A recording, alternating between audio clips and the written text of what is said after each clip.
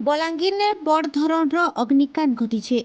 बलांगीर सहर फल बजार ने गोटे बड़ धरण अग्निकांड घटी। जिलापाल ऑफिस पाखे पौर संस्था अधीन इ फल बजार में निआं लागी हुटु हुटु जली जाइए 50 नु अधिक फल दुकान। अग्निकांड खबर पाइबारु घटना ठानके दुईटा अग्निशम बाहिनी पहुंची निआं के आयत्त करबा लगी उद्यम जारी रखिछन।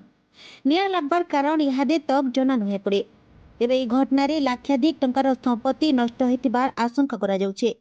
ई घटना बाबदे खबर पाइबारु जिलापाल एसपी पौराध्यक्ष पहुंची फल दुकानी को बुझासुझा करथिले।